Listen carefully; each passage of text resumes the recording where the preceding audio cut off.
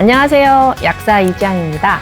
오늘은 왜 소화가 안 되고 왜 이렇게 속이 쓰리지? 위에 대해서 알아보는 시간입니다. 저는요, 이제 여러 환자를 만나왔거든요. 근데 제일 제가 봤을 때 안타까운 환자가 위장병 환자인 것 같아요. 산다는 게 뭐예요? 맛있는 거 좋은 사람들하고 먹고 행복하게 사는 게 이게 우리들의 그 일상이잖아요. 우리는 그럴 때 행복감을 느끼는데 일단 먹기만 하면 이 먹기 때문에 질병에서 회복될 확률이 높은데 못 먹는 것 자체가 다른 질병을 가속화시키기도 하고 못 먹는 것 자체가 질병이니까 제일 안타까운 것 같습니다. 그래서 우리가 오늘은 어떻게 하면 소화가 잘 되고 어떻게 하면 속이 쓰리지 않아서 삶의 질을 높일 것인가 그거에 대해서 근본적으로 한번 알아보겠습니다.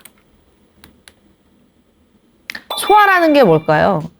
많은 사람들이 나는 위가 나빠. 원래 어렸을 때부터 위가 나빠. 내가 위가 약해. 이런 식으로 본인을 가두는데요. 사실 몸에서 보내는 일은 다 이유가 있다고 제가 누차 말씀드리잖아요. 소화가 안 되고 속이 쓰릴 때도 이유가 있거든요. 그 이유를 알아서 균형을 맞춰주면 원래 좀 어릴 때부터 소화 기능이 약했던 사람도 점점 더 위가 튼튼해질 수 있거든요. 근데 알아야 되죠. 일단 소화를 살펴보시는데요. 소화라는 것은요, 위만 작용하는 게 아니라요. 소화의 출발은 입이에요, 입. 입에서 항문까지. 자, 입에서 항문까지 이렇게 쭉 한 줄로 이어져 있잖아요. 그래서 제가 환자분들에게 많이 물어봐요. 자, 입에서 항문까지는 몸 아닐까요? 몸 바뀔까요? 이렇게 물어보면 대부분이 갸우뚱갸우뚱 하시죠? 몸에 있는데 몸 아니지 뭘 당연한 걸 물어보나 했다가도 이 약사가 저렇게 물어볼 때는 몸 바뀐가 보다 해가지고 반반 말을 해요. 맞죠? 제가 왜 물어봤겠어요? 입에서 항문까지는 몸 바뀌기 때문에 여쭤본 거죠. 자, 우리는 입에서 항문까지는요, 음식이 지나가지 이 음식 말고 다른 거, 예를 들어 혈액이 지나가면 큰일 납니다. 자, 몸 안이라는 것은 혈액이 지나가는 것. 그러니까 간장, 신장, 폐, 간심, 비폐심, 오장육부라고 하죠. 이 오장, 이 있는 곳을 몸 안, 몸 안은 혈액이 흐르는 것이고요. 입에서 항문까지는 몸 밖, 음식이 지나가는 곳이니까 엄밀히 말하면 몸 밖인 거죠. 이 몸 밖에서 이 혈액의 원료를 잘 손질해가지고 몸 안으로 넣어주는 겁니다. 그래서 이 소화의 시작은 사실은요, 이 입부터 시작을 하는 거예요. 내가 소화가 안 돼. 내가 속이 쓰려. 그러면 위만 볼 게 아니라 입에서 항문까지 전체를 봐야 된다는 거예요. 통으로. 이 전체, 소화기 전체를 봐서 어떤 균형이 깨져서 위에서 신호를 보내는가 요렇게 보셔야지 위만 좋게 하려고 위만 어떻게 하면 낫게 하려고 하면 답이 안 나와요. 자, 입, 식도, 위, 소장, 대장, 항문까지 이렇게 쫙 이어져서 뚝 떨어질 때 우리가 이때 이제 건강하게 소화가 됐다고 하는데요. 한 줄로 이어졌기 때문에 앞차가 가야 뒤차가 가는 거죠. 그래서 저쪽 장에서 막혀도 소화가 안 되는 거고요. 입에서 뭐가 잘 안 만들어져도 소화가 안 되는 거예요. 그래서 앞차가 막혔는지 뒤차가 막혔는지 어디서 막혀서 위에서 음식이 안 내려가는가 요거를 잘 알아야겠죠. 자, 위의 구조를 한번 보실까요? 많은 분들이 소화가 안 되고 속이 쓰린데 내시경상으로는 아무 이상이 없다 이 말씀을 진짜 많이 하세요. 깨끗 아기래요. 근데 나는 왜 이렇게 아파요? 이제 이런 얘기를 많이 하거든요. 자, 위는 이렇게 위저부, 위체부, 유문부 그리고 위에는 식도관략근, 밑에는 유문관략근으로 이렇게 딱 연결이 돼 있다는 것을 머릿속에 기억을 하세요. 많은 분들이 식도관략근에 대해서는 많이 아세요. 식도관략근이 늘어져서 위산이 올라온다. 요거는 잘 아시는데 유문관략근에 대해서는 잘 몰라요. 유문관략근은 뭐냐면 식도에서 위를 이렇게 연결하는 그 곳을 유문관략부, 우리 항문관략부 있죠. 항문관략근도 평소에는 딱 오므려져 있다가 변이 나갈 때만 이렇게 벌어지잖아요. 그런 것처럼 식도관략근도 이렇게 오므려졌다 폈다.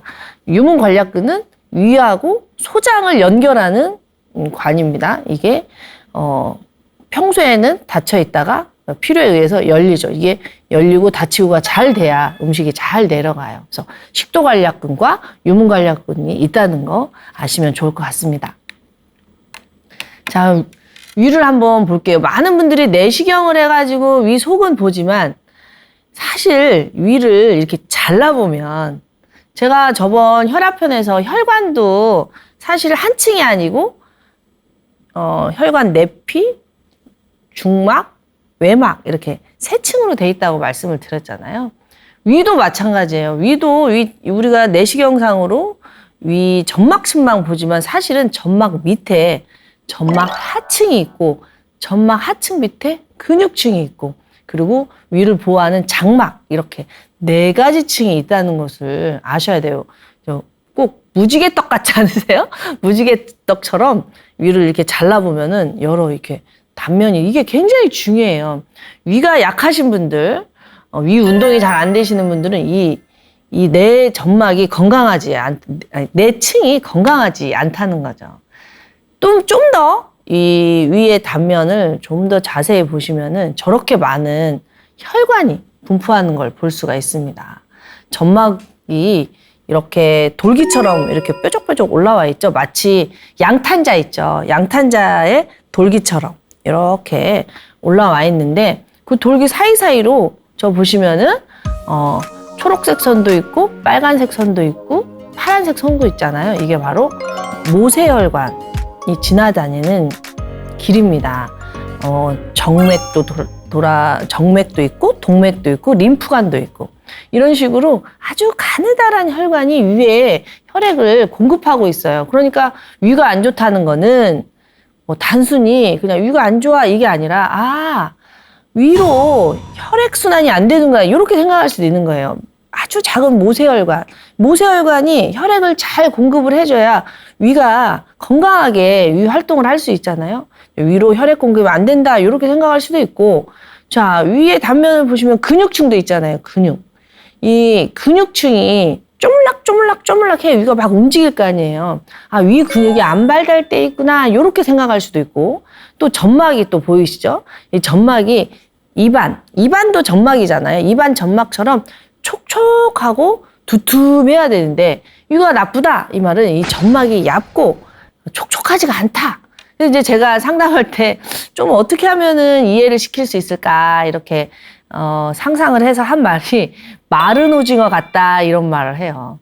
위가 건강하신 분들은 생오징어 있잖아요. 생오징어 말랑말랑하고 촉촉하고 부들부들한 그런 생오징어 상태일 텐데 위가 이렇게 아프고 쓰리고 소화 안 되고 막 이렇게 힘드신 분들은 아마도 그 생오징어가 마른 오징어 같이 변하지 않았을까. 이렇게 상상을 하시라고 하면 잘 이해를 하십니다. 그러니까 위는요 진짜 말랑말랑한 점막층이어야 돼요. 점막이고 두툼해야 되고 근육이 많고 혈액이 잘 이렇게 공급이 돼야 되는데 어디서 문제가 생겼는지를 보셔야 위가 좋아지시는데 무조건 소화제만 드시고 무조건 속쓰리다고 속쓰리지 말라는 약만 드시고 이러니까 해결이 잘 안 되거든요. 그러니까 우리가 공부를 좀 하셔야 돼요. 알면 쉬워지죠. 모르면 어렵고. 근데 딱 그림으로 보니까 너무 쉽죠. 그러면 이제 위염과 위궤양이 어떤 건지 이제 잘 아실 수 있겠죠. 저렇게 점막이 있잖아요. 점막이 팍 패이는 것을. 이게 살짝 패이는 건 위염이고 깊이 패이면 궤양이겠죠. 마치 혀가 허른 것처럼요. 혀가 살짝만 여러분들 그 뜨거운 거 잘못 드셨을 때 얼마나 입이 아파요. 근데 뜨거운 거 잘못 드시면 이 점막만 살짝 벗겨지잖아요. 그런데 우리가 너무 피곤하고 과로하고 이러면 어때요? 입이 팍 패이면서 빵꾸 구멍이 탁 나잖아요. 그런 것처럼 이 입안이 확 패였는가 살짝 그 점막만 떨어져 나갔는가 이걸 상상을 하시면 위 속도 상상을 하실 수가 있죠. 살짝 점막이 이렇게 벗겨진 경우는 위염, 깊이 패인 경우는 궤양 이러겠죠. 그래서 사실 구강 점막이나 위 점막은요 굉장히 우리 몸에서 세포 분열이 빨라요. 이 세포들이 주기적으로 재생을 하고 있잖아요. 뼈도요. 늘 같은 자리에 있는 거지 알고 보면은, 뼈도, 낡은 뼈는 사라지고 새로운 뼈가 이렇게. 그래서 새로운 뼈로 교체되고 있잖아요.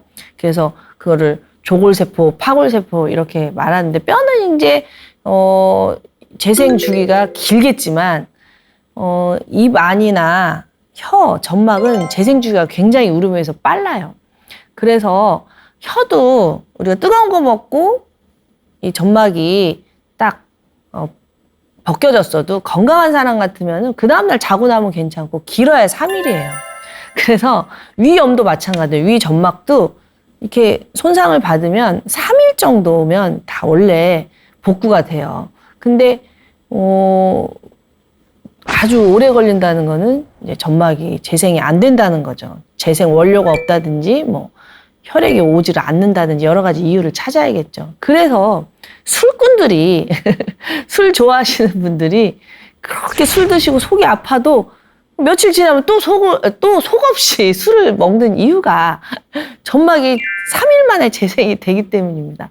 매운 거 먹고 속 아파 하던 사람도 3일만 쉬면 점막이 재생이 되니까 또 매운 걸 또 먹는 거거든요. 근데 이제 점막 하층까지 깊이 패워버리면 그런 차원에서 안 되니까 그렇게 되기 전에 술이나 매운 음식을 좀 줄여야겠죠. 자, 어쨌든 위염, 위궤양을 이 구내염으로 상상을 하시면 되겠습니다. 자, 그러면 위에서는 어떤 물질들이 분비될까요? 우리가 소화가 안 된다 했을 때, 위가 더부룩하다 이랬을 때 도대체 어떤 물질들이 소화가 안 되기에 위에서 이렇게 오래 머무를까요? 자, 위에서 분비되는 물질들은요, 다 단백질을 분해하기 위해서 있다고 생각을 하시면 됩니다. 우리 몸에서요, 가장 소화가 안 되는 그 음식이 바로 단백질이에요. 우리가 탄수화물도 먹고, 단백질도 먹고, 지방도 먹잖아요. 단백질 소화가 우리 몸에서는 제일 어려워요. 단백질을 소화하기 위해서 이제 위에서 나오는 물질들이 있는데, 이 단백질 소화를 하기 위해서 주세포라는 데도 있고, 벽세포라는 데도 있어요.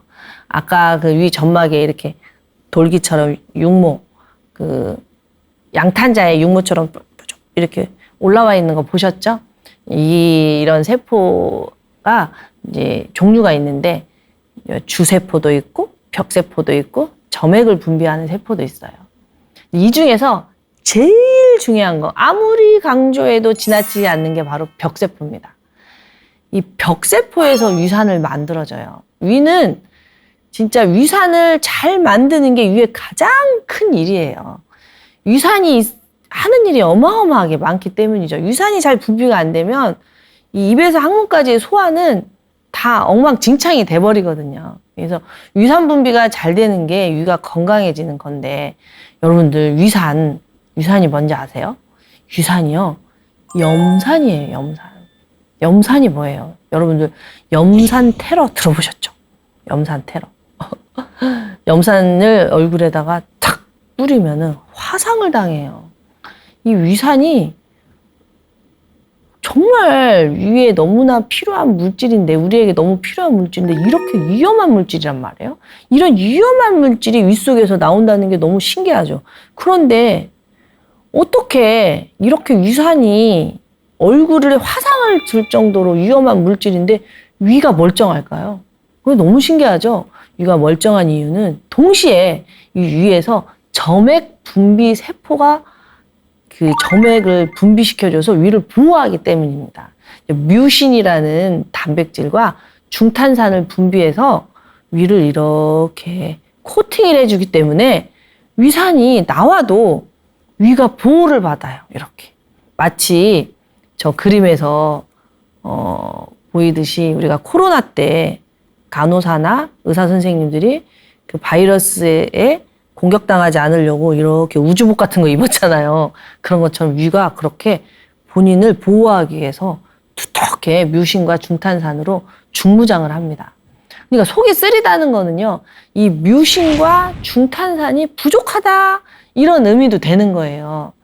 위산이 지나치게 많이 나와도 속이 쓰리겠지만 위산에서 보호할 수 있는 뮤신과 중탄산이 부족하다 이렇게도 볼 수 있는 거거든요. 그래서 우리가 내가 속이 쓰리면 위산이 많이 나오는 건지 아니면 뮤신과 중탄산이 적게 나오는 건지 이런 균형도 보셔야 된다는 거예요. 보셔야 된다는 거고, 이제 위산만으로 단백질이 소화가 다 되는 건 아니고요. 펩신이라는 단백질 분해 효소가 또 주세포에서 나와줘야 돼요. 근데 이 펩신은 위산이 있을 때 또 잘 활성화가 되거든요. 펩시노겐이라는 단백질이 펩신으로 바뀌어야 되는데 이때 또 위산이 신호를 줘야 돼요. 그냥 결국은 위산이에요. 결국은 위산이 문제구나. 첫째도 위산, 둘째도 위산, 셋째도 위산. 어떻게 하면 위산을 잘 분비하고 어떻게 하면 그 위산을 잘 우리가 막아낼 것인가. 이게 소화에 있어서 가장 핵심인 거죠. 위산이 잘 나오려면은요, 이 벽세포에서 위산이 나온다고 했잖아요. 근데 그 위산을 만드는 게요, 사실 쉬운 일은 아니에요. 위산이 만들어지려면 굉장히 에너지가 많이 필요해요, 우리 몸에서. 그렇기 때문에 위산이 잘 만들어지려면 사실 몸 전체가 건강해져야 돼요. 몸에서 이 혈액이 많아져야 되고 혈액이 모세혈관까지 잘 전달이 돼야 되고 이 모세혈관이 벽세포에 혈액을 잘 공급을 해줘야 되고 그래야 위산이 많아진다는 결론이거든요. 그래서 다시 한번 이 그림을 여러분들에게 보여주는 겁니다. 이 내시경상으로는 이런 게 안 보이잖아요. 내시경상으로 이런 게 안 보이기 때문에 사람들이 항상 내시경으로 멀쩡한데, 그러니까 여러분들이 보이지 않는 곳, 눈으로 볼 수 없는 곳이 있다는 것을 아셔야 되고요. 보이지 않는 세상에서 더 많은 일들이 벌어지고 있다는 거 아셔야 됩니다. 마치 지하철 있죠. 지상에서는 지하철이 하나도 안 보이잖아요. 근데 지하철이 밑에서 사람을 엄청 날라주고 있기 때문에 지상에서 교통 대란이 일어나지 않는다는 거잖아요. 그래서 지상에서 교통 대란이 일어나면 지하철 점검해야죠. 지하철. 마찬가지로 위 안에 아무 이상이 없다 하더라도 이 밑에, 이 전망 밑에 어떤 일들이 벌어지고 있을까? 이거를 꼭 생각을 해보셔야 된다는 겁니다. 자, 다시 한번 제가 강조를 할게요. 위산이 도대체 얼마나 이게 중요하길래 위에서는 위산을 이렇게 만들어낼까? 첫째로요, 위산이 매우 중요한 이유는요, 우리가 완벽히 살균된 것만 먹질 않기 때문이에요. 생명체는 끊임없이 영역 다툼을 하잖아요. 바이러스도 틈만 나면 우리 몸에 들어와서 우리 먹을 걸 훔쳐가려고 하잖아요. 막 이 숙주세포를 공격을 해가지고 막 가져가려고 하잖아요. 그렇듯이 이 공기 중에 또는 우리가 먹는 음식에 끊임없이 세균이나 바이러스가 우리 몸속으로 들어온단 말이에요. 왜? 그들도 먹고 살려고. 어떻게 지구에 인간만이 살아요? 지구 입장에서 보면은 세균이나 바이러스나 모기나 파리나 인간 다 생명이잖아요. 생명은 살아남는 게 목적이에요. 그러니까 음식을 타고 호흡을 타고 끊임없이 세균이나 바이러스가 들어오는데 우리도 생명이잖아요. 인간도 살아야 되니까 걔네들을 방어를 해야 될 거 아니에요. 못 들어와. 들어오지 마. 어느 정도 들어오면 우리가 공존을 하지만 지나치게 많이 들어오면은 우리가 죽잖아요. 그러니까 우리는 우리를 지켜내야 되잖아요. 잘 지키는 거. 잘 방어하는 게 매우 중요한데 방어의 첫째가 바로 위산이라는 거예요. 위산이 강산이기 때문에 위산이 존재하는 이유는 우리 몸속에 끊임없이 들어오는 세균이나 바이러스를 없애준다는 거예요. 살균을 한다는 거죠. 다 녹여 없앤다는 거예요. 그래서 위산이 적게 나온다. 위산이 적게 나온다는 거는 살균을 하지 못하는 거예요. 살균. 균을 없애지 못하기 때문에 나쁜 균이 그냥 뱃속으로 들어간다는 거예요. 그러면 면역이 떨어지겠죠. 그래서 제가 걱정하는 부분이 이 부분이에요. 속이 쓰리신 분들이, 속이 쓰린 게 너무 고통스럽거든요. 저는 건강해서 이 속이 쓰려본 경험이 사실은 별로 없어요. 근데 저희 어머니가, 저희 친정 어머니께서 평생을 위장병으로 고생을 하셔가지고 그 속쓰림, 소화 안 되는 거에 고통을 옆에서 너무 많이 지켜봤어요. 그래서 정말, 그래서 아마 제가 또, 못 드시는 분들에 대한 연민이 되게 많은 것 같아요. 어머니의 고통을 보고 자랐기 때문에. 그런데 저희 어머니 지금 엄청 잘 드세요. 지금 80이 넘으셨는데 정말 잘 드세요. 그래서 이 방송을 보시는 분들이 정말 위장병을 평생 이렇게 고생하시는 분들이 굉장히 우울증이 동시에 와요. 아무리 약을 먹어도 낫질 않고 이러니까. 근데 저는 정말 말씀드리고 싶습니다. 방향만 잘 잡으면 얼마든지 다시 좋아질 수가 있거든요. 저희 어머니가 그랬으니까. 어쨌든, 힘내십시오.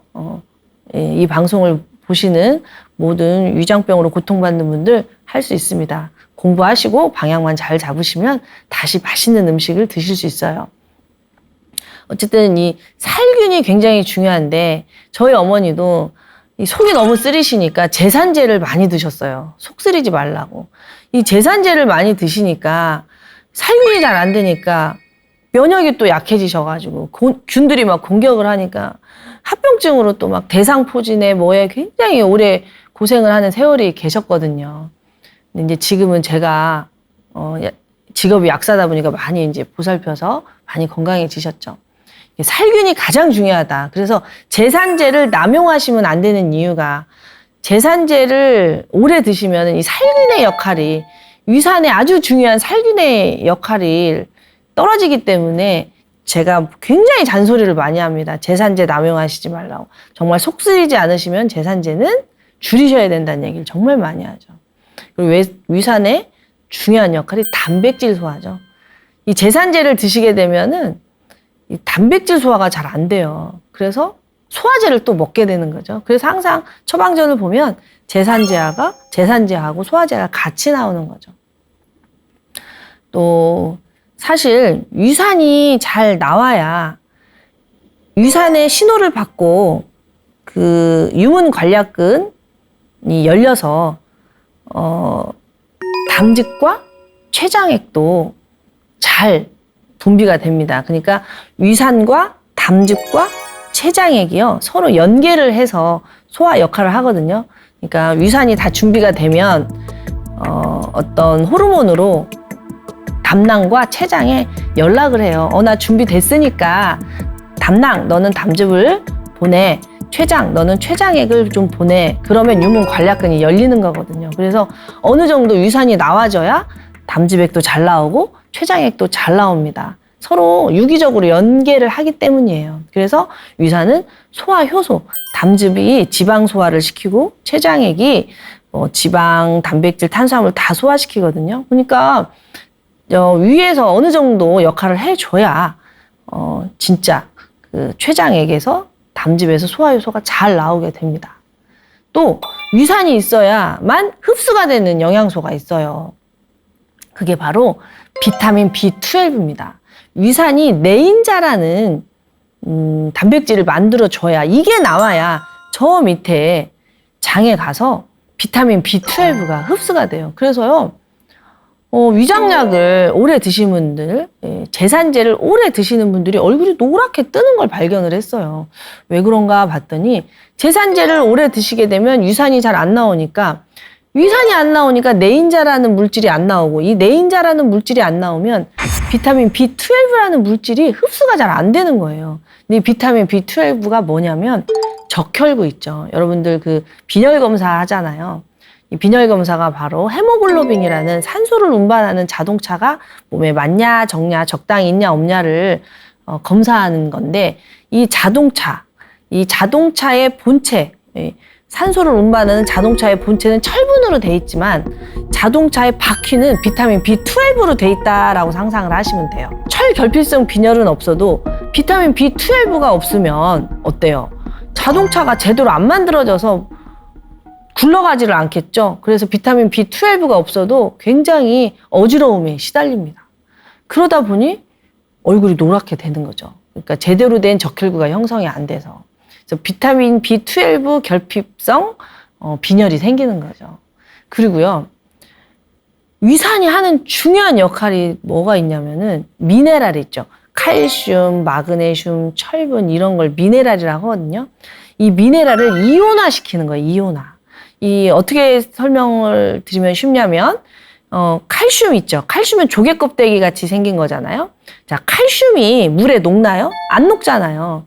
칼슘은 안 녹아요. 물에는 어디에 녹냐? 위산에 녹아요.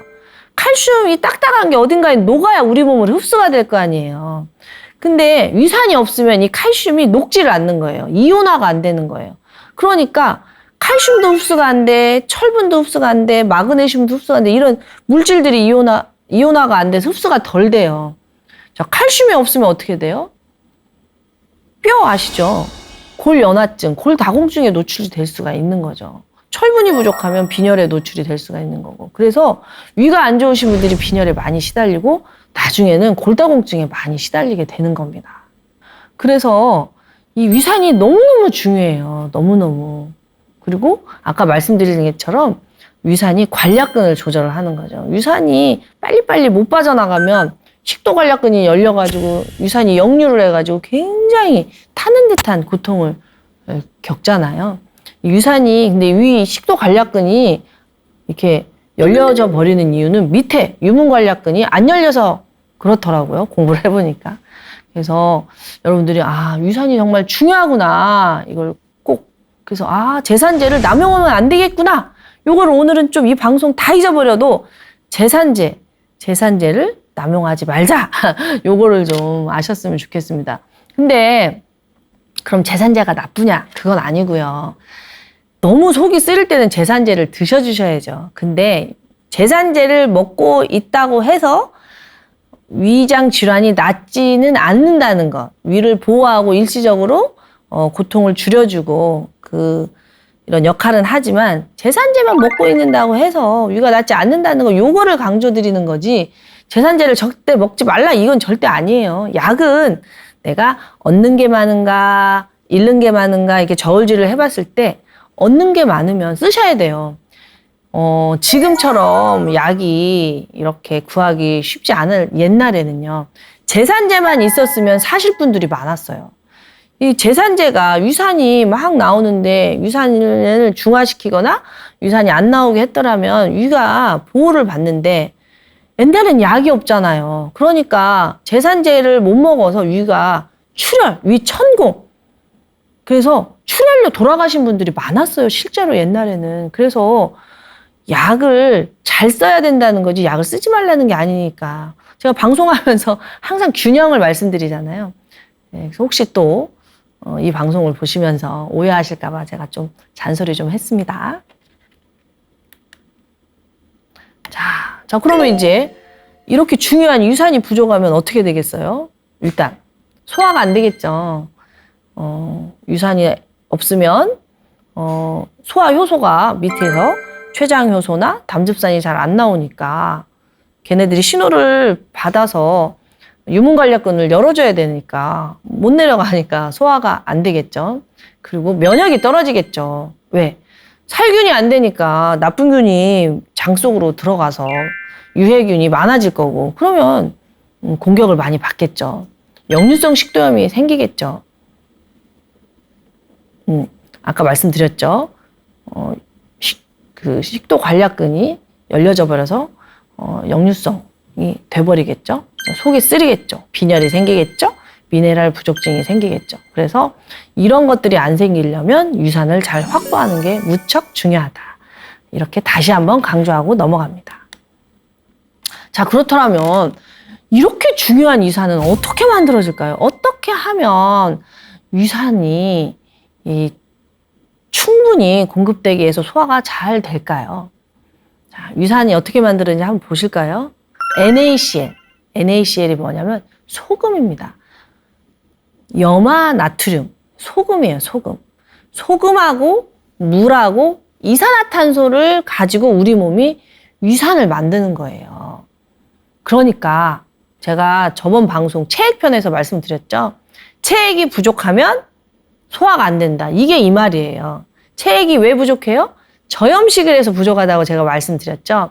소금이 적당히 있어야 되는데 소금이 너무 없으면 위산을 만들어낼 원료가 없는 거예요. 그래서 위산이 부족해지는 거죠. 소금이 없으면 소화가 잘 안 돼요.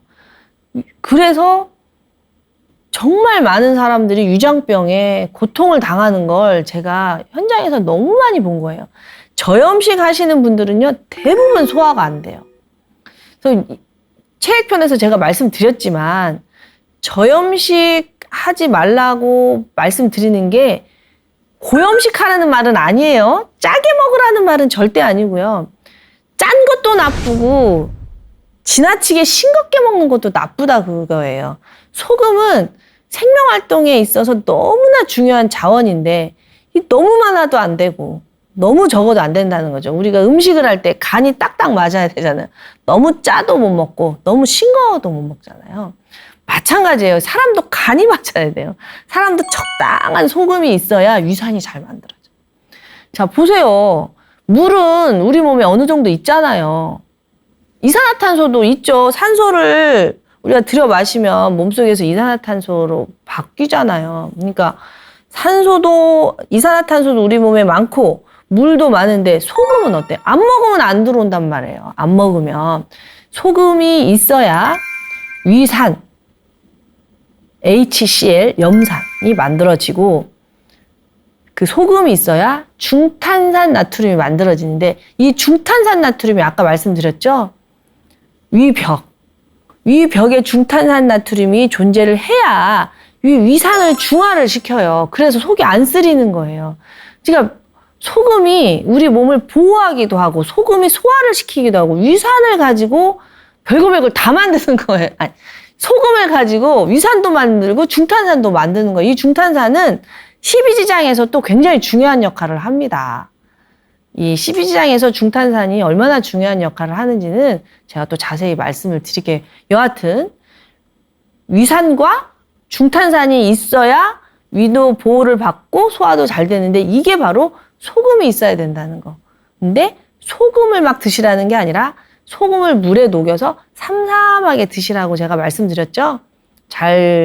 이 정보를 처음 접하신 분들은 체액편을 꼭 찾아서 한번 살펴보시기 바랍니다. 이 그림을 가져온 이유는 위산이 만들어지는데 굉장한 에너지가 필요하다 이 말씀을 드리려고 가져왔어요. 여러분들 그런 경험 있지 않으세요? 운동을 적당히 하면 밥맛이 좋아지잖아요. 네, 그래서 우리가 그런 얘기를 하죠. 산책하고 와서 운동했더니 밥맛이 더 좋아져서 밥만 더 먹고 살이 더 쪘다. 이런 얘기 하잖아요. 적당한 운동은 혈액순환을 시켜가지고 이렇게 식욕을 돋구고 해주지만 운동을 너무 열심히 하고 너무 과로를 해버리면 입맛이 툭 떨어지는 거를 경험을 했을 거예요. 그러니까 우리가 너무 일하는데 운동하는데 에너지를 너무 많이 써버리면 체액이 고갈이 되잖아요. 체액이 고갈이 됐다? 에너지가 고갈이 됐다. 그러면 위산을 만들 수 있는 에너지가 떨어집니다. 그래서 여러분들이 소화가 잘 안 된다 했을 때 이렇게 저염식을 하는가 이것도 살펴보지만 사실은 내가 너무 과로하지 않는가 이것도 살펴보셔야 돼요. 너무 과로를 하게 되면 위산을 만들 에너지가 톡 떨어져요. 저 그림에 수소하고 칼륨이 이렇게 왔다 갔다 하면서 위산을 만들어 주거든요. 자, 위산이 수소하고 염소가 이렇게 만나서 위산이 만들어지는데 이게 만들어지려면 수소하고 칼륨이 왔다 갔다 해야 돼요. 이거를 프로톤 펌프라고 하는데 이 펌프를 움직이게 하는 때는 에너지, 즉 화폐가 많이 쓰입니다. 그러니까 위산을 만들 정도의 체력은 남겨놓고 우리가 일을 하셔야 소화가 잘 됩니다. 좀 더 자세히 한번 살펴볼까요? 자, 위산과 위점막을 보세요. 위점막에 뮤신과 중탄산. 그래서 위산이 나오면 pH 2.0 굉장히 강산인데 중탄산이 위점막을 이렇게 보호를 해주면 pH 7.0이 된다는 거를 좀 자세하게 보여드리려고 이 그림을 가져왔어요. 위산이 엄청 강산이에요. 근데 중탄산이 잘 나오면 위 점막은 pH 7.0이기 때문에 유산의 공격에도 딱 막아서서 위를 보호할 수 있는 겁니다. 그러니까 유산만 중요한 게 아니라 중탄산도 중요하다는 거 잊지 마세요. 그런데요, 아까 제가 말씀드렸잖아요. 소화의 시작은 사실은 입부터다. 그래서 많은 전문가들이 나오셔서 꼭꼭 씹어라, 꼭꼭 씹어라 얘기를 하잖아요. 이 꼭꼭 씹는다는 게 엄청 중요한데요. 왜냐하면 침의 성분이요, 바로 칼륨과 중탄산이기 때문입니다. 이 칼륨과 중탄산, 그래서요 침은 약간 알칼리성이라고 해요. 그래서 침의 성분을 보고도 이 사람의 몸 상태를 알 수 있다고 하는데, 암 환자분들은요, 이 침의 성분이 산성으로 많이 치우쳐 있다고 해요. 그래서 침을 약간 알칼리성으로 유지하는 게 굉장히 건강한 건데, 이 침의 성분이 칼륨과 중탄산인데, 이 침이 만들어지려면 사실은 저 그림을 보시면 알겠지만 좀 NaCl, 소금이 있어야 됩니다. 소금이 들었다 나갔다 하면서 칼륨과 중탄산을 만들어줘요. 그러니까 소금이 얼마나 중요한지 아시겠죠? 그래서 옛날 어른들이 소금으로 양치를 하셨나 봐요. 자, 그래서 소금 치약도 있잖아요. 소금이 있어야 침이 만들어진다는 거, 그것 좀 보여드리려고 제가 좀 이 그림을 가져왔어요. 그래서 침이 잘 나와줘야. 근데 상담하다 보면 침부터 마른다는 사람이 정말 많아요. 소화 안 되시는 분들은 대부분 침이 말라요. 입이 마른다. 입이 마른다. 무슨 맛인지 못 느끼겠다. 입이 빨갛게 헐었다. 입이 너무 아프다. 막 굉장히 입 때문에, 이 입속 환경 때문에 입에 백태가 낀다. 고통받는 사람들이 진짜 많거든요. 그런 분들은 100% 이 위나 장도 안 좋으세요. 근데 침의 원료가 칼륨과 중탄산이라는 것을 기억을 하세요. 왜 이게 중요하냐면 아까 제가 그림에서 보여드렸던 것처럼 칼륨이 있어야 위산이 잘 만들어지고 중탄산이 있어야 위가 보호가 되기 때문이죠. 그래서 꼭꼭꼭꼭 씹어 주셔야 소화가 잘 됩니다. 그런데요, 자, 위산이 만들어지려면은요, 위산이 잘 나오게 도와주는 아이들이 또 위 속에 많이 있어요. 자, 위액이요, 혼자서 위산이 내가 만들어야겠다 해서 만들어지는 게 아니잖아요. 여러분들 지금 한번 위산 만들어 보세요. 만들어져요? 내가 만들어야겠다 한다고 만들어집니까? 아니죠. 왜 그러냐면 위산이 만들어지는 거는 자율신경의 영향을 받기 때문이에요. 자율신경이 뭐냐?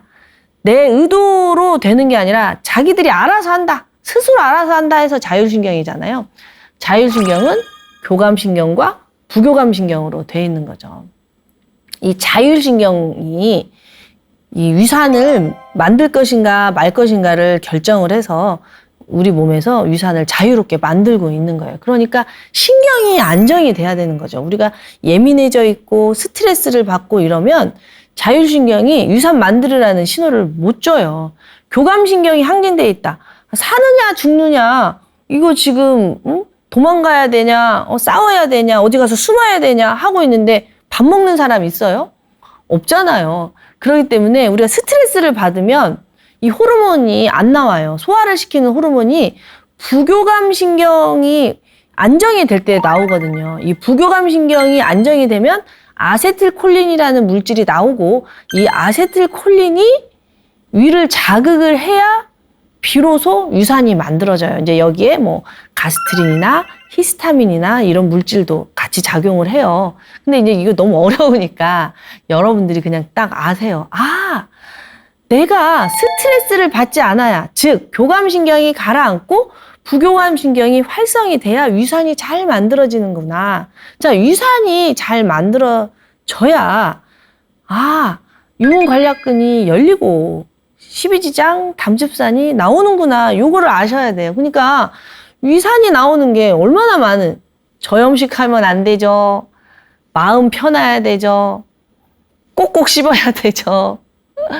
정말 할 게 너무 많아요. 위 좋아지게 하려면 혈액순환 잘 돼야 되죠. 그쵸?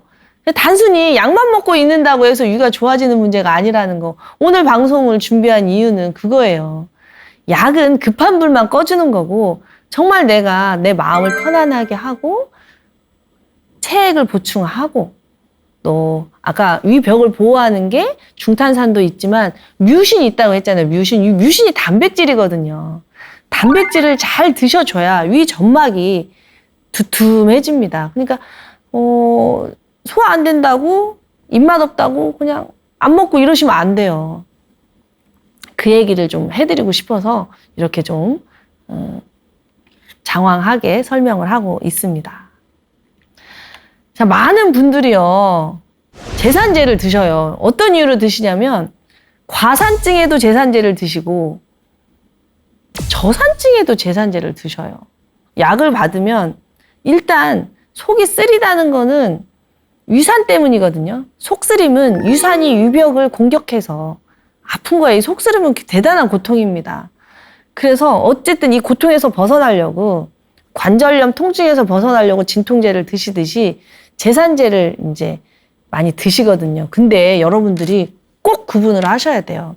내가 산이 많이 나와서 속이 쓰린 건지 산이 적게 나와서 속이 쓰린 건지를 꼭 구분을 하셔야 됩니다. 왜냐하면요, 이 위산이 많이 나와서 속이 쓰리는 건 당연한지 아시겠죠? 근데 위산이 적게 나와도 속이 쓰린 것을 모르시는 분들이 너무 많더라고요. 그래서 저산증으로 속이 쓰리신 것 같습니다 라고 하면 제가 저산증이라고요? 하고 반문하시는 분들 너무 많이 만났어요. 왜 저산증에도 속이 쓰리냐? 산이요, 어느 정도 나와줘야 음식이 소화가 되잖아요. 아까 위산이 나와줘야 음식이 소화가 된다고 했잖아요. 그래서요, 위산이 어느 정도 나오지 않으면 유문관략근이 열리지를 않아요. 근데요, 자, 젊은 사람들, 건강한 사람들은 위산이 퐁퐁퐁퐁 계속 나온단 말이에요. 아니, 콸콸콸콸 나오죠. 건강한 사람들은. 그래서 빨리 나오고 관략근이 열리고 음식이 쑥 내려가니까 소화가 잘 된다고 한단 말이에요. 그런데 위산이 적으신 분들, 체액이 적으신 분들, 에너지가 적으신 분들, 신경을 많이 쓰신 분들, 이런 분들은요, 위산이 쫄쫄쫄쫄 나와요. 쫄쫄쫄쫄. 그러니까 위산이 일정하게 모여야만이 유문관략근이 열리는데 이 위산이 빨리 안 나오니까 위산이 오래 위에 머무르는 거예요. 자, 오래 위에 위산이 머무르면 그만큼 어때요? 강산이 위에 머무르니까 위 점막이 손상을 받겠죠? 그래서 속이 쓰린 거예요. 과산증, 우리가 술을 많이 먹거나 매운 것을 많이 먹거나 이랬을 땐 일시적으로 과산, 위산이 많이 분비가 됐을 때도 속이 쓰리지만 똠방똠방똠방, 쫄쫄쫄쫄쫄쫄 이렇게 위산이 나와서 위산이 오래 위에 머물러도 점막이 자극을 받아서 속이 쓰린 거예요. 어쨌든 나타나는 현상은 속쓰림이라는 거죠. 속쓰림. 그래서 제산제를 드시게 되는데 산이 잘 안 나오는데 속이 쓰리다고 제산제를 계속 먹게 되면 점점 속은 더 쓰려지겠죠. 그래서 구분을 하셔야 돼요. 자, 위산 과다, 과산증의 속쓰림은요, 소화도 잘 되고 일시적으로 어떤 나쁜 음식을 먹었거나 뭐 과로했을 때 젊은이들이 일시적으로 속이 쓰립니다. 그리고 잘 회복이 돼요. 그러나 만성적인 속쓰림, 만성적으로 지속되는 속쓰림이나 또 식후에도, 식전에도 쓰리고 식후에도 쓰리고 소화도 안 되고 이런 거는 저산증일 확률이 매우 높아요. 그래서 이 방송을 보시는 분들 중에서 본인이 저산증인지 과산증인지 한번 구분해 보시고 본인이 드시는 약 중에 제산제가 들어있는지도 한번 확인을 해 보시기 바랍니다. 자, 오늘 조금 도움이 되셨을까요? 다음 시간에는요, 좀 더 자세하게 질병에 대해서, 위장병에 대해서 알아보겠습니다. 저번 시간에 위산의 중요성에 대해서 제가 여러 번 강조를 했거든요. 소화가 잘 되려면 위산이 잘 나와야 되고 또 속이 쓰리지 않으려면 위산을 지켜내는 중탄산과 뮤신이 잘 만들어져야 되고 또 위가 소화가 된다는 거는 자율신경에 영향을 받는다. 위산이 잘 나오려면 마음이 편안해야 된다. 뭐 이런 얘기들 하셨는데 그거를 이제 들으시고 그래 좋아 유산의 중요성 알겠어. 그런데 나는 너무 아파. 유산 때문에 너무 지금 고통을 당해. 이 고통에서 어떻게 벗어나야 돼? 라고 이제 질문들을 하시는데요. 오늘은 그러면 좀 더 구체적으로 이런 고통스러운 위장질환에서 어떻게 하면 벗어날 수 있을까 차근차근 알아보겠습니다.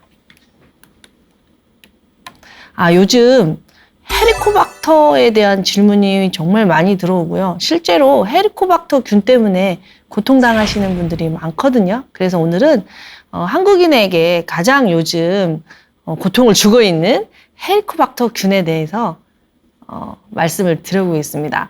이 헤리코박터균 때문에 제균을 해야 되는데 너무나 이 약이 또 몸에 불편한 작용을 많이 일으키기 때문에 이 약을 먹자니 너무 힘들고 안 먹자니 불안하다. 이제 이런 상담도 굉장히 많이 들어오더라고요. 자, 헤리코박터균은 이렇게 생겼어요. 마치 헬리콥터처럼 생겼다 해서 헬리코박터균입니다. 이게 우리 몸속에 살고 있다고 하더라고요. 사실은요, 우리 몸속에 유익균, 유해균 공존하듯이 이 건강한 사람도 어느 정도는 살 수 있다고 해요. 근데 제가 전편에서 위산이 강산이라고 말씀을 드렸잖아요. 이 강산이 있기 때문에 살균을 한다 이렇게 말씀을 드렸어요.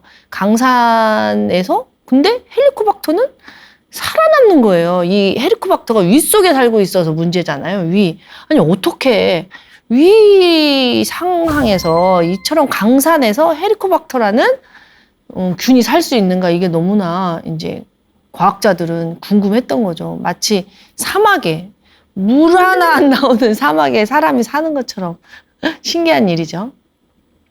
알고 봤더니 헤리코박터는 강산에서도 살아남을 수 있는 조건을 가지고 있다고 하더라고요. 여러분들 요소 아세요? 요소? 제가 통풍편에서 요소하고 요산에 대해서 말씀을 드렸는데요. 요소가 뭐냐면 우리 몸에서 질소를 빼내는 형태입니다. 질소는 단백질을 우리가 섭취를 했을 때 나오는 찌꺼기인데요. 이 단백질이 우리 몸에 없으면 우리 세포들이 재생이 안 되기 때문에 단백질은 너무너무나 중요하잖아요. 근데 이제 단백질을 우리 몸이 활용을 하고 나면 찌꺼기가 남는데 이 질소라는 찌꺼기는 매우 유독해서 그냥 몸 밖으로 나갈 수가 없어요. 그래서 우리 몸이 안전하게 요소라는 형태로 바꾸어서 이제 그걸 간에서 하죠. 간에서 요소라는 형태로 바꾸어서 몸 밖으로 이제 내보내거든요. 이제 신장을 통해서 내보내는데 일부는 위산으로 윗속으로 들어온다고 합니다. 왜? 위에 강산에서 보호를 하려고 그러는 거죠. 요소가 질소의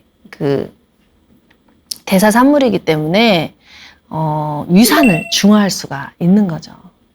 그런데요, 이 헬리코박터는요, 이 요소를 분해하는 효소를 가지고 있다고 합니다. 이 요소를 분해하는 효소를 가지고 있어서 살 수가 있다고 해요. 요소를 해버리면은 암모니아가 나올 거 아니에요. 이 암모니아가 강산에서 중화를 시키기 때문에 헬리코박터가 위산의 공격을 안 받는 거죠. 참 신기하죠? 그런데 이 헬리코박터가요, 우리같이 건강한 사람 몸속에도 어느 정도 살 수 있는 이유는 뭔가 우리에게 이득이 되기 때문이겠죠. 이 공생이라는 게 뭐예요? 너도 살고 나도 살자 이거잖아요. 그래서 이 헬리코박터가 적당히 있을 때는요, 우리의 면역세포의 균형을 맞춰준다고 합니다. 그래서 이 면역세포를 훈련을 시킨다고 해요. 문제는 뭐냐면 개체수가 너무 많은 게 문제인 거예요. 개체수가 지나치게 많으면 이 주객이 전도가 되는 거죠. 그래서 얘네들이 이제 위벽을 파고들고 궤양을 일으키고 심지어는 암까지 일으킬 수 있기 때문에 개체수가 이제 너무 많을 때는 이제 제균을 해야 되는 거죠. 그리고 이게 유래아제라는 그 요소 분해 효소를 만들어서 암모니아를 발생시키기 때문에 이 입냄새의 원인이 되기도 합니다. 그래서 본인은 잘 모를 수도 있지만 이제 가족 중에서 저 사람 입에서 암모니아 냄새가 난다 이러면 혹시 헤리코박터가 있지 않나 라고 한번 살펴볼 필요가 있는 거죠. 그렇다면 요즘 헤리코박터 제균요법이 많이 이제 권장이 되고 있는데요. 헤리코박터 제균요법에 대해서 한번 알아보겠습니다. 헤리코박터를 제균할 때는요, 강한 제산제를 써요. 왜냐하면 위산 환경에서는 얘네들이 활동을 못 하잖아요. 그래서 암모니아를 발생을 해가지고 살아남는 거라고 말씀을 드렸죠. 그러니까 강한 제산제를 써서 산을 없애면 헤리코박터가 이렇게 눈치를 보고 있다가 산이 없네? 내 세상이네? 하고 튀어나온다는 거죠. 그래서 헤리코박터 균을 죽이려면 균 죽이는 약만 쓰는 게 아니라 아주 강한 제산제, PPI라고 그거를 쓰게 됩니다. 강한 제산제를 쓰고 항생제를 쓰는 거죠. 항생제를 왜 써요? 얘네들을 죽여야 될 거 아니에요. 항생제는 우리 몸속에 들어온 나쁜 균을 죽이기 때문입니다.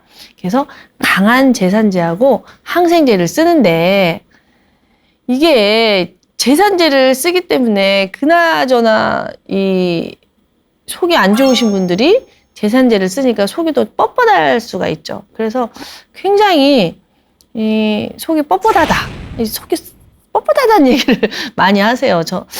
이제 제가 직접 경험하진 않았지만 그런 표현을 쓰시더라고요. 그리고 강한 항생제를 써요. 여러 가지를 교차해서 쓰거든요. 그러다 보니까 설사하시는 분, 또 변비하시는 분, 구토하시는 분, 입이 아주 쓰다. 그리고 토할 것 같다. 막 이렇게 정말 이 약이 너무 힘들다. 라고 말씀하시는 분들이 많아요. 그래서 헤리코박터가 나왔다 하더라도 그 전문가들이 무조건 쓰지는 않고 이분의 몸 상태를 보고 쓰시더라고요. 이게 이분이 이 헤리코박터 제균을 했을 때 얻는 게 많은가 잃는 게 많은가를 잘 저울질을 하는 거죠. 전문가하고 환자분하고 이제 잘 소통을 하셔서. 그래서 위나 십이지장 궤양이 있다 그러면 헤리코박터가 막 그 위를 파고들어서 궤양이 점점 심해지니까 제균해야겠죠.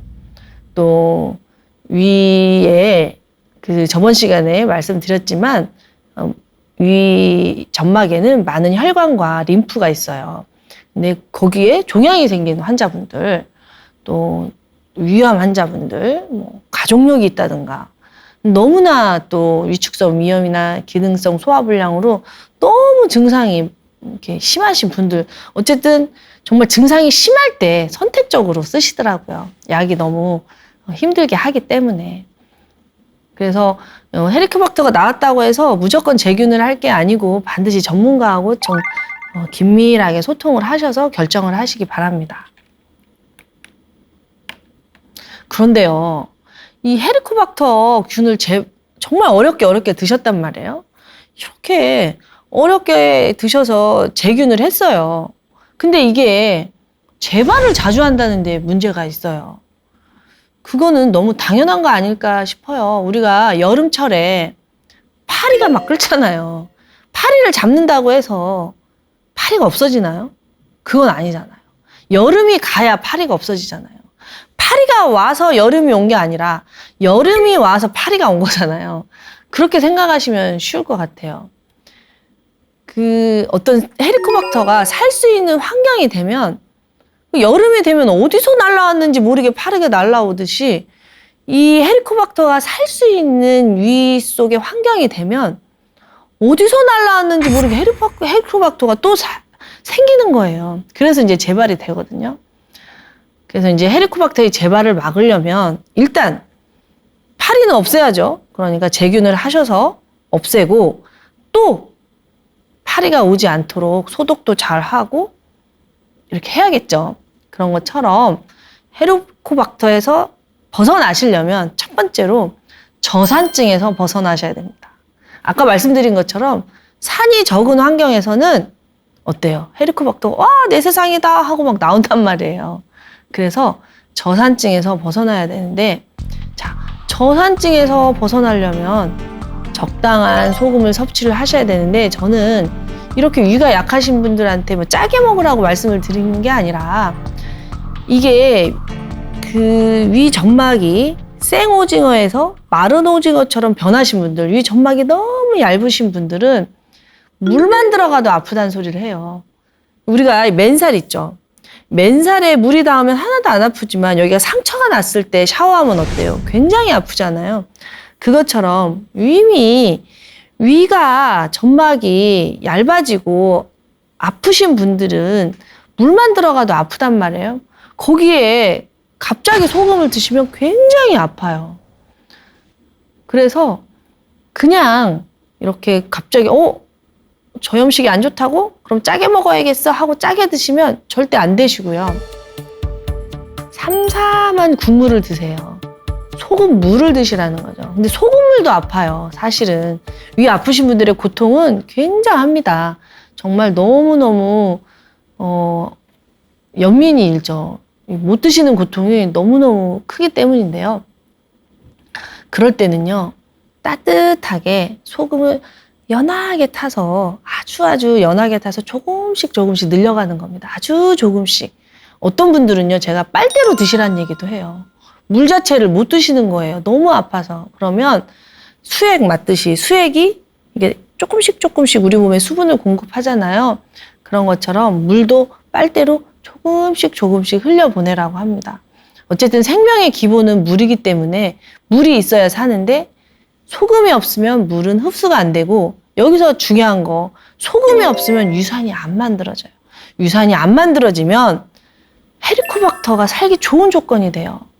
그러니까 저산증에서 벗어나셔야 됩니다. 두 번째로 위 점막을 튼튼하게 해야 됩니다. 위 점막이 튼튼하면 이 세균이나 바이러스가 들어가기가 힘들어요. 모든 그 면역세포들은 우리 몸의 면역세포들은 대부분 점막에 있거든요. 점막. 장점막, 위점막, 입 점막, 그리고 기관지 점막. 이 점막을 여러분들이 지켜내셔야 돼요. 그 기관지 점막, 코 점막, 이 점막이 건조하고 점막이 약하면은요, 바이러스나 세균의 공격을 많이 받아요. 이 점막이 튼튼하면, 점막이 부드럽고 점막이 튼튼하면 바이러스나 세균이 들어갈 수가 없죠. 그래서 이 위 점막을 튼튼하게 해야 되는데 점막이 뭐예요? 점막이 결국에는 단백질이에요. 단백질. 근데 이게 참 아이러니한 게 위산이 잘 만들어져야 단백질이 소화가 되거든요. 단백질이 소화가 돼야 단백질이 몸으로 들어가야 또 위 점막이 만들어지잖아요. 그러니까 참 처음이 힘들어요. 그래서 꼭꼭 씹으셔야 됩니다. 꼭꼭꼭 위가 약하실수록 오래오래 씹어서 위가 할 일을 좀 줄여주는 거죠. 그래서 제가 체액을 채우자 편에서 조개국물 드셔라 이렇게 많이 말씀을 드렸잖아요. 거기에는 적당한 소금과 적당한 아미노산이 녹아져 있기 때문에 위에 굉장히 좋은 음식이라고 생각을 합니다. 위 점막을 튼튼하게 해야 바이러스나 세균이 살 수 없는 조건이 되고 헬리코박터가 점막을 뚫고 막 들어갈 수가 없잖아요. 그리고 빈혈에서 벗어나셔야 돼요. 이 빈혈에서 벗어나셔야 되는데 왜 그러냐? 위산 편에서 말씀을 드렸지만 혈액이 충분해야 모세혈관까지 위 점막을 튼튼하게 할 수 있는 모세혈관까지 혈액이 잘 오잖아요. 그 혈액이 와야 에너지가 만들어지고 그 에너지가 있어야 위산이 만들어지기 때문입니다. 벽세포에서 위산을 만드는데 그 벽세포에서 위산을 만들 때 프로톤 펌프가 작동을 해야 되는데 이 펌프는 에너지가 있어야 되잖아요. 우리가 가뭄이 들었을 때 물을 끌어오려면 펌프를 써야 되는데 펌프는 어때요? 전기가 있어야 되잖아요. 전기는 에너지죠. 그래서 위산을 만들려면 어느 정도 에너지가 있어야 되고 그 에너지는 혈액이 충분해야 만들어지기 때문에 빈혈이 있으면은 위 점막이 잘 안 만들어집니다. 그래서 이 빈혈에서도 벗어나셔야 되죠. 그리고 면역세포를 튼튼하게 해야 되겠죠. 자, 헬리코박터가 우리 몸에 좀 살더라도 우리 면역세포가 힘이 더 크면 헬리코박터가 면역세포 눈치를 보면서 세력화를 못 시키겠죠. 우리 뱃속도 그렇잖아요. 유해균하고 유익균이 같이 있어요. 완전히 우리에게 좋은 균만 있을 수는 없어요. 유해균, 유익균의 비율이 중요한데 유익균이 훨씬 많죠. 그런 것처럼 우리 몸속에도 면역세포하고 헬리코박터가 이제 공존을 하는데 면역세포가 튼튼하면 헬리코박터가 세력화를 못 시키죠. 근데 면역세포도 세포잖아요. 세포도 뭔가를 먹어야 일을 합니다. 자, 면역세포도 혈액을 먹고 일을 하죠. 군인들이 일을 하려면 뭐가 있어야 돼요? 군량미가 있어야 되잖아요. 아니, 군인들이 배고파가지고 어떻게 전쟁에 나가서 승리를 합니까? 그래서 군량미, 군인들을 잘 먹어야 되잖아요. 그런 것처럼 면역세포를 튼튼하게 하려면 일단 혈액이 충분해야 되고요. 혈액이 충분하려면 어떻게 해요? 혈액은 일정하잖아요, 우리 몸에. 일정하게 혈액이 있는데 우리가 활동하는데 에너지를 다 써버리면, 활동하는데 혈액을 다 써버리면 면역세포가 먹을 혈액이 없잖아요. 그러니까 지나치게 과로를 하게 되면 면역세포가 뱃속에서 쫄쫄 굶어요. 그럼 면역세포가 힘이 없어져요. 그럼 헬리코박터하고 싸워서 이길 수가 없어요. 그럼 헬리코박터가 점점 커지는 거예요. 그래서 과로를 하시면 안 되는 거죠. 그리고 충분한 수면이 너무 중요하겠죠. 왜냐하면요, 우리가 막 일을 하고 있을 때 면역세포가 가서 헬리코박터하고 싸울 수는 없잖아요. 잠잠할 때, 우리가 충분히 잘 때 면역세포가 뭐 찌꺼기도 없애고 나쁜 균도 없애고 할 거 아니겠어요? 그래서 잘 주무셔야 되고요. 우리 몸이 다 연결이 되어 있기 때문에 면역세포가 가장 많은 곳이 장이잖아요. 장. 그래서 장 건강도 굉장히 중요합니다. 이렇게 우리 몸은 굉장히 복잡하고요. 어떻게 보면은 간단하고요. 몸이 건강해지면 위는 저절로 건강해지니까 간단하다고 생각할 수 있는데 이게 또 건강해지려면 마음도 변해야지, 잠도 잘 자야 되지, 잘 먹어야 되지, 체액도 충분해야 되지. 좀 복잡한 것 같기도 해요. 그래서 여러분들이 근데 원리를 잘 알면 하나하나씩 해결해 나갈 수가 있습니다. 그래서 공부도 꼭 하셔야 될 것 같아요. 자, 헬리코박터 다음으로 저에게 많이 상담이 들어오는 질환이 있는데요. 바로 역류성 식도염입니다. 자, 그런데 역류, 무엇이 역류될까요? 원래 우리는요, 입에서 항문까지 쭉 연결이 되어 있고요. 순리대로 입에서 항문까지 내려가게 설계가 되어 있단 말이에요. 우리가 음식을 먹으면 쭉쭉쭉쭉쭉 내려가게 설계가 되어 있는데 역류를 했다는 거예요, 역류. 자, 무엇이? 위산이 역류가 됐다는 거예요. 이 강산, 타는 듯한 느낌을 주는 게 이 바로 강산인데요. 이 강산, 염산은 화상을 줄 정도로, 염산 테러를 일으킬 정도로 pH 2.0이 아주 강산입니다. 그러니 그 위산이 위로, 목으로, 식도로 이렇게 역류될 때는 얼마나 고통스럽겠어요. 화상이죠, 화상. 여러분들, 역류가 될 때는 이유가 있을 거 아니에요. 그런데 현대의학에서는요, 이 역류성 식도염의 해결이요, 제산제거든요. 아, 산이 올라와서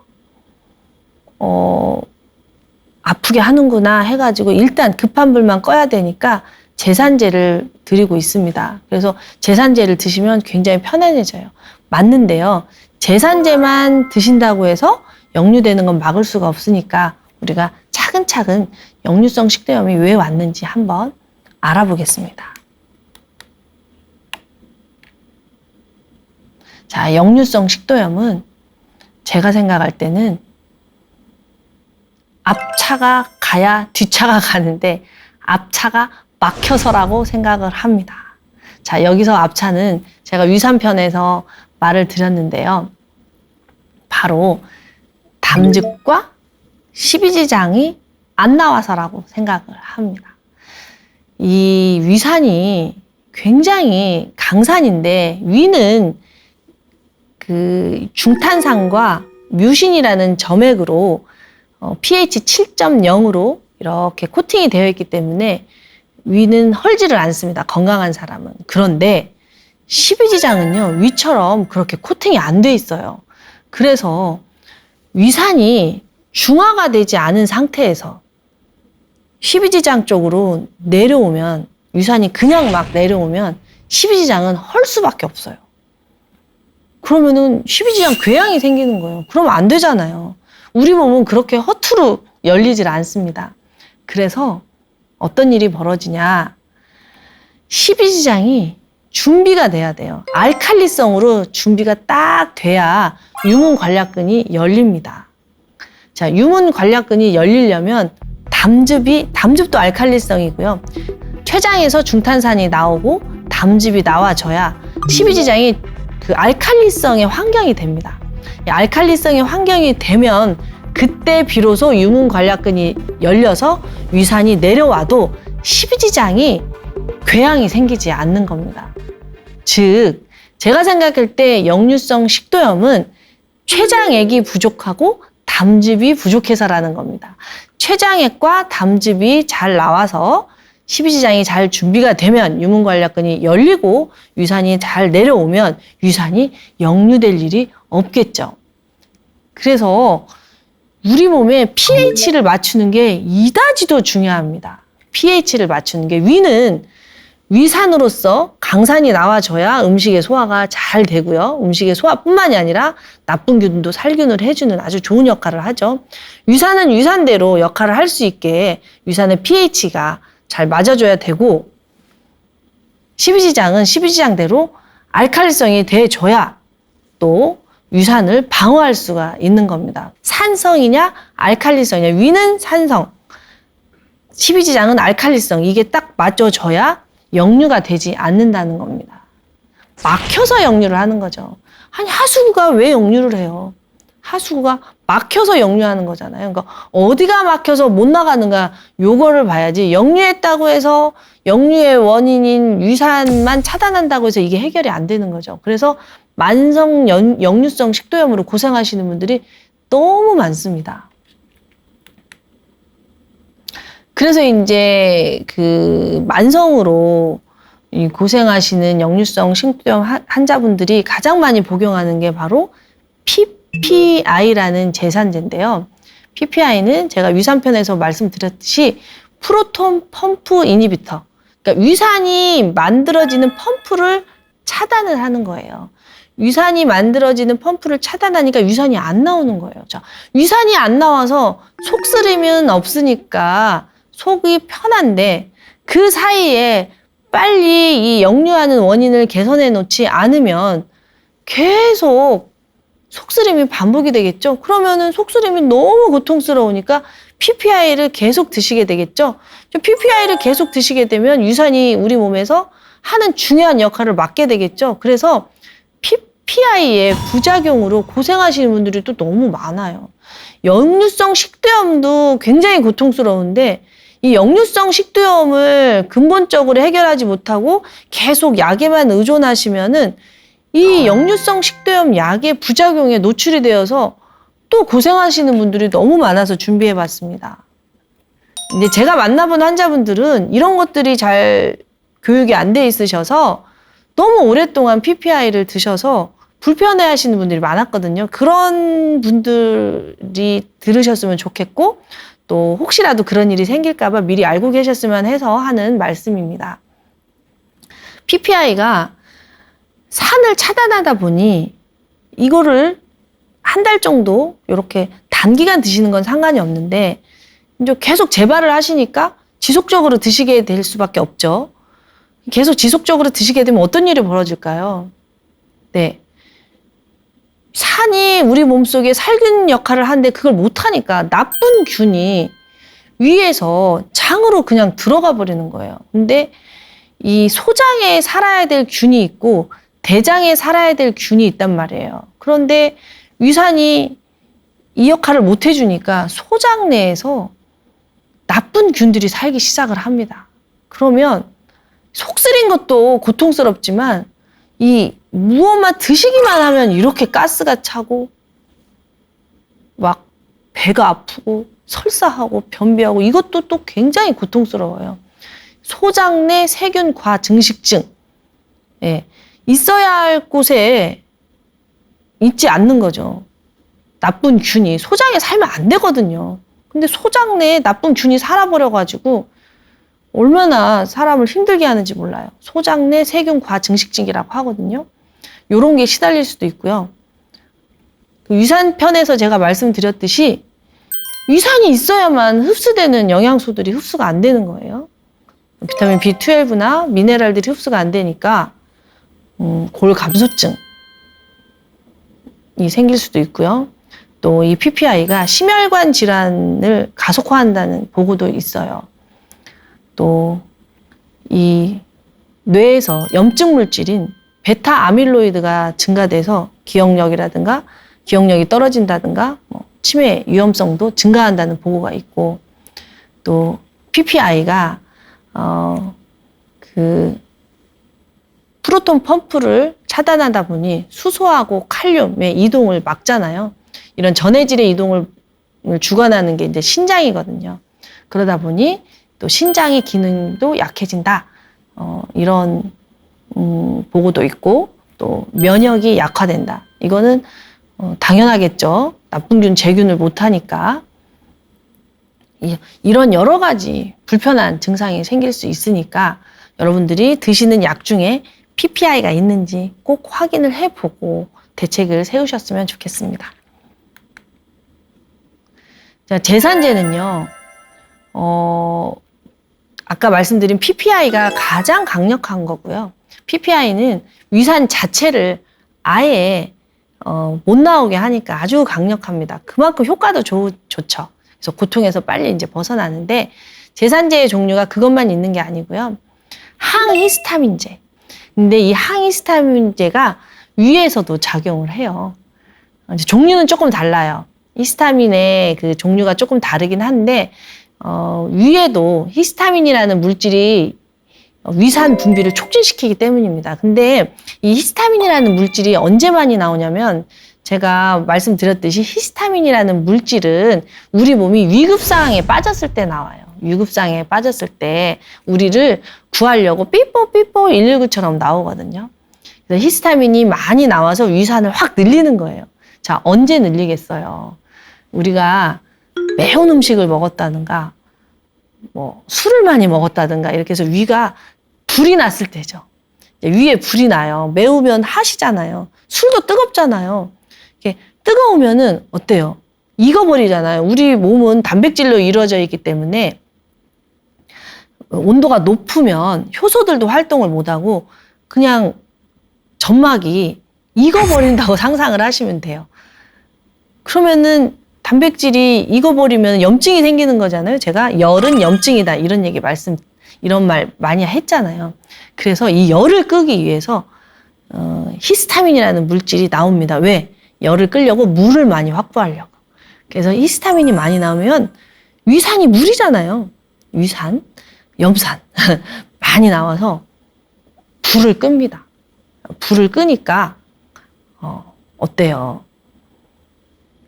급한 불을 끄니까 불은 껐지만 히스타민에 이 많이 나오면 피부에 불을 끄면 가려운 거고, 코에 불을 끄면 콧물이 뚝뚝 나오는 것처럼 위에 불을 껐더니 이제는 속이 쓰리는 그런 불편함이 생기는 겁니다. 그래서 항히스타민제를 먹게 되면 속이 쓰리지 않게 되는 거죠. 대신에 위산은 적게 나오는 거고요. 이게 유산이 지나치게 많이 나오는 게 문제잖아요. 불 끄려고 유산이 지나치게 많이 나와가지고 속이 쓰린 거기 때문에 항히스타민제를 먹게 되면 유산을 조절을 해주니까 속이 쓰리지 않는 거죠. 그러니까 여러분들이 그 매운 거 먹고 항히스타민제 먹고 술 드시고 항히스타민제 먹고 이렇게 할 게 아니라 술이나 매운 음식을 줄여야겠죠. 그렇죠? 항히스타민제도 제산제의 일종이기 때문에 자꾸 제산제를 드시게 되면 프로톤 펌프 저해제만큼의 큰 불편함은 없겠지만 가랑비에 옷 젖는지 모른다고 자꾸 만성적으로 드시게 되면 불편함이 생기겠죠. 그리고 또 위산을 중화하는 약들도 있습니다. 프로톤 펌프 저해제나 항히스타민제는 위산 자체를 좀 못 나오게 한다면 이미 나온 위산을 중화해주는 약도 제산제라고 하죠. 그래서 위산을 중화할 것인가, 히스타민을 차단을 해서 위산이 못 나오게 할 것인가, 뭐 프로톤 펌프를 막을 것인가, 이제 여러 기전으로 제산제가 발달이 되어 있는데 속이 아주 많이 쓰리게 되면 이제 중복으로 쓰게 되는 건데 속쓰림의 정도에 따라서 제산제를 줄이면 줄일수록 좋겠죠. 그래서 제산제는 응급약이다. 제산제는 응급약이다. 이걸 머릿속에 딱 넣고 정말 속쓰림이 심하고 고통이 심할 때 급한 불을 끄기 위해서 119를 부르는 것처럼 써야 되지 제산제만 드시고 있다고 해서 위가 복구되는 게 절대 아니라는 거 다시 한번 강조합니다. 이제 여러분들이 아실 수 있을 거예요. 왜 어른들이 지금처럼 약이 없었을 때 소다를 드시고 식초를 드시고 소금을 드셨는지. 그렇다고 해서 여러분들에게 소다나 식초나 소금을 약으로 쓰라는 게 아니고요. 이렇게 그 몸의 원리를 알면 어른들이 했던 어른들의 했던 그 지혜로운 행동들을 이해하실 수 있다. 이런 말씀을 드리고 싶었습니다. 다시 한번 말씀드리지만 소화가 된다는 건 입에서 항문까지 쭉쭉쭉쭉 연결이 돼야 되는 건데 연결이 되려면 관략근이 열려야 되는데 관략근이 열리려면 위의 조건, 십이지장의 조건이 맞아야 돼요. 자, 위는 유산이 충분히 나와야 되고 십이지장은 중탄산이 나와야 되는데 이 십이지장과 중탄산이 우리 몸에 소금과 물과 이산화탄소로 이루어져 있다는 거. 물과 이산화탄소는 흔하지만 소금은 먹지 않으면 없다는 거. 소금이 들어오면 위산, 중탄산은 저절로 만들어진다는 거. 자, 이거를 다시 한번 강조하고 넘어가 보겠습니다. 네, 유문관략근은요, 과산증에서도 안 열려요. 그래서 속이 막 쓰린 사람들, 이런 과산증인 사람들도 제산제를 드시면 속이 좀 편안하고 소화가 잘 돼요. 유문관략근이 열려야 음식이 내려가서 소화가 되는 거잖아요. 위산이 많아야 음식이 다 미즙, 음식이 완전히 액상으로 돼야 십이지장으로 넘어가는데 위산이 많이 나와도 속이 쓰리고 소화가 안 되고 위산이 너무 적게 나와도 속이 쓰리고 소화가 안 되는 건 제가 위산편에서 말씀드렸으니까 다시 한번 살펴보세요. 그래서 균형이 중요해요. 위산의 균형. 너무 많이 나와도 안 되고 너무 적게 나와도 안 되고. 자, 공복 시에 위산의 pH는 2지만 음식이 들어가면 pH 4가 되고요. 십이지장은 pH 7에서 8 정도가 됩니다. 그래서 우리 몸에서 산알칼리의 균형이 굉장히 중요하고 역류성 식도염을 고통에서 벗어나려면 이렇게 위와 십이지장의 산알칼리의 균형을 맞춰주는 게 기본이라는 거. 이것을 다시 한번 강조해 드립니다. 자, 역류성 식도염에서 벗어나려면 담즙산이 잘 나와야겠죠. 담즙산이 약 알칼리성이니까요. 그리고 췌장액도 잘 나와줘야겠죠. 담즙산하고 췌장액이 잘 나오려면 체액이 충분해야겠죠. 담즙산이 잘 나와야 유문관략근이 열리고요. 췌장액이 잘 나와야 유문관략근이 열린다고 다시 한번 강조를 드립니다. 담즙산은 간에서 대사를 하고 난 찌꺼기가 나오는 거고요. 췌장액은 췌장에서 우리가 음식을 먹으면 소화를 시키기 위해서 위산의 신호를 받고 나오는 물질입니다. 그래서 담즙산과 췌장액이 잘 나올 수 있도록 환경을 만들어줘야 역류성 식도염에서 벗어날 수 있고요. 무엇보다도 중요한 게 자율신경의 안정이겠죠. 자율신경이 안정이 돼야, 즉 교감신경이 가라앉고 부교감신경이 활성화가 돼야 비로소 소화액이 잘 나오기 쉽기 때문입니다. 스트레스를 받으면 사냐 죽냐 이러고 있는데 어떻게 음식을 먹을 수 있겠어요? 살아야 음식을 먹을 수가 있잖아요. 그래서 여러분들이 골똘하게 고민이 많다거나 이러면 소화가 잘 안 됩니다. 위로 혈액이 다 가버리니까 위장으로 갈 혈액이 없는 거죠. 그리고 위와 장이 연동 운동을 하잖아요. 이렇게 쪼물락 이렇게 하려면 위와 장의 근육이 움직여야 되잖아요. 이 근육은 아주 작은 혈관, 모세혈관으로 혈액을 공급받기 때문에 이 미세혈관, 이 혈액순환이 잘 되어야 소화도 잘 됩니다. 이 골격근은 내 맘대로 움직일 수 있잖아요. 골격근은 이렇게 움직일 수 있으니까 상관이 없지만 위장은 내 맘대로 움직일 수가 없어요. 자, 위 움직여봐! 한번 명령해보세요. 안 움직이잖아요. 자, 위장을 평활근이라고 하고 이 팔다리를 골격근이라고 하거든요.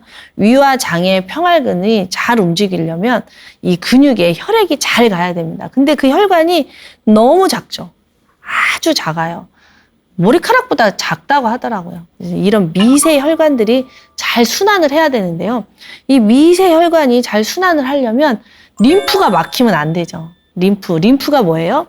혈관은 상수도, 우리의 혈액이 잘 세포까지 잘 갈 수 있도록 도와주는 게 혈관이고, 림프는 세포가 이를 다한 찌꺼기를 몸 밖으로 빼내기 위해서 발달된 관이잖아요. 하수도. 근데 하수도가 막히면 우리 몸은 순환계이기 때문에 이 림프 순환이 정맥 순환하고 연결이 되어 있기 때문에 림프 순환이 안 되면 정맥 순환이 안 되는 거예요. 자, 정맥 순환은 또 동맥하고 연결이 돼 있잖아요. 그렇기 때문에 림프 순환이 안 되면 혈액 순환이 안 되는 거예요. 자, 림프 순환은 왜 안 되냐? 나쁜 음식을 많이 먹기 때문이겠죠. 찌꺼기니까 우리 몸속에 찌꺼기가 많으면 찌꺼기를 다 미처 못 걸러주면 림프가 찌꺼기로 꽉 차 있을 때고, 림프 순환이 안 되면 혈액 순환이 안 될 거고, 또 순환의 기본은 물이잖아요. 체액이 또 충분해야 림프 순환이 될 것이고, 이래서 역류성 식도염에서 벗어나려면 살필 게 한두 가지가 아닙니다. 이 약만 드신다고 되는 게 아니죠. 담주산, 췌장액, 체액, 마음, 혈관, 림프, 이런 모든 것들의 균형을 잘 잡아주셔야 역류성 식도염에서 벗어날 수가 있습니다. 근데 이런 것들은 약으로 할 수 있는 게 아니잖아요. 약으로 할 수 있는 게 아니라 내 스스로 할 수 있는 것들이잖아요. 그러니까 약으로 할 수 없다? 그러면 못 낫냐? 그게 아니고, 내가 할 수 있구나. 그러면 내가 스스로를 치유할 수 있는 거잖아요. 그렇죠. 그러니까 이 원리를 잘 알고 계시면 여러분들이 희망이 생길 겁니다. 스트레스를 받으면 왜 소화가 안 되는가, 제가 또 한 번 강조해 보려고 이 그림을 가져왔습니다. 자, 교감신경계하고 부교감신경계가 있어요. 근데 저 보세요. 위하고 장에 교감신경, 부교감신경계가 이렇게 연결이 돼 있단 말이에요. 그래서 우리가 스트레스를 받으면 교감신경계가 위와 장을 움직이지 말라고 신호를 보내고, 우리가 이게 편안해지면 부교감신경계가 이제 움직여라 하고 이렇게 신호를 보낸단 말이에요. 그래서 이 역류성 식도염이나 소화불량이나 뭐 여러 가지 위장질에 대해서 벗어나시려면 첫째도 스트레스, 둘째도 스트레스, 셋째도 스트레스, 스트레스 관리가 제일 중요합니다. 자, 스트레스를 안 받을 수는 없겠죠. 스트레스를 받아도 이것을 스트레스를 소화시킬 수 있는 회복 탄력성을 길러내야겠죠. 그래서 우리가 마음도 근육이 있다고 말씀을 드립니다. 마음 근육을 키우는 거. 네. 마음에도 근육이 있다는 걸 아시고 여러분들이 마음 공부도 많이 했으면 좋겠습니다. 다시 한번 강조드릴게요. 우리 몸에는요, 그 입에서 항문까지 흐르는 소화액이라는 게 있어요. 이게 하루에 9리터가 나와요. 이 9리터. 침에서 1리터, 유액에서 2리터, 쓸개에서 2리터, 췌장에서 1.2리터, 장액 3리터. 요 정도 어마어마하죠. 근데 이것들이요, 사실은 우리가 눈치를 못 채는 이유가 다 재흡수가 되기 때문입니다. 재흡수가 되고 소량만 대장으로 가는데 대장에서도 또 다 재흡수가 돼요. 그리고 아주 소량만 대변으로 배설되기 때문에 우리는 눈치를 못 채는 거죠. 근데 이것들의 산알칼리의 균형, 유액만 산성이고 나머지는 다 알칼리성. 그래서 산성 알칼리성의 균형을 맞추는 게 굉장히 중요하다는 거, 이거 다시 한번 강조드리겠습니다. 소화액을 9리터를 만들려면 체액이 충분해야겠죠? 체액에 대해서는 여러 번 강조했으니까 다시 한번 공부해 보시기 바랍니다. 그리고 요즘 저에게 효소에 대해서 굉장히 많이 물어보는데요. 이 소화 효소가 있고 대사 효소가 있어요. 입에서 항문까지 음식을 소화하는 효소를 소화 효소라고 하고요. 이 혈액을 소화하는 것을 대사 효소라고 해요. 혈액을 가지고 청소도 하고 세포도 재생하고 뭐 여러 가지 일을 하잖아요. 근데 이 효소 총량이 있어요. 이 효소도 결국은 다 혈액으로 만들어질 거 아니에요. 그래서 우리가 너무 과식을 해서 소화하는 데 에너지를 다 쓰게 되면은요, 대사하는 데는 쓸 에너지가 없어요. 그러니까 나이를 들수록 욕심을 내시고 많이 드시면 안 됩니다. 적당히. 그렇다고 해서 너무 또 안 드시면 안 되죠. 항상 균형이 중요한 것 같아요. 적당히 배가 너무 부르지 않게 기분 좋을 만큼만 드셔야 되시는 이유가 효소를 아껴야 되기 때문입니다. 다시 한번 강조해 드릴게요. 왜 속이 쓰린지. 무조건 제산제만 드시려고 하지 마시고요. 내가 매운 걸 너무 많이 먹었는가? 술을 너무 많이 먹나? 커피도 속이 쓰려요. 커피가 유산 분비를 촉진하기 때문에 소화를 좀 잘 시키는 이점이 있어서 식후에 커피를 드시는데요. 계속 커피를 드시다 보면 유산이 위 점막을 자극을 하거든요. 그러니까 커피를 드시고 속이 쓰리신 분들은 위 점막이 얇으신 분들이라고 생각하시면 돼요. 그리고 너무 통증 때문에 드시게 되는 소염 진통제 있죠? 소염 진통제도 속을 쓰리게 할 수 있습니다. 그러니까 과도한 진통제 섭취를 조심하셔야 돼요. 여러분들이 드시는 약 중에 혹시 진통제가 있는지 꼭 체크하세요. 그리고 지나치게 단백질을 섭취를 안 하셔도 위 점막이 얇아져서 속이 쓰리겠죠? 혈액이 부족한 거, 그 혈액 부족은 지나친 저염식과 연결이 돼 있고요. 아까도 말씀드린 스트레스, 이 모든 것들을 한번 잘 살펴보시고 어떤 균형이 깨졌는가, 이 속쓰림에서 벗어나려고 하는 것도 중요하지만 이 속쓰림의 원인이 뭔지 내 생활 습관을 잘 살펴보는 것이 굉장히 중요하다고 생각을 합니다. 감사합니다.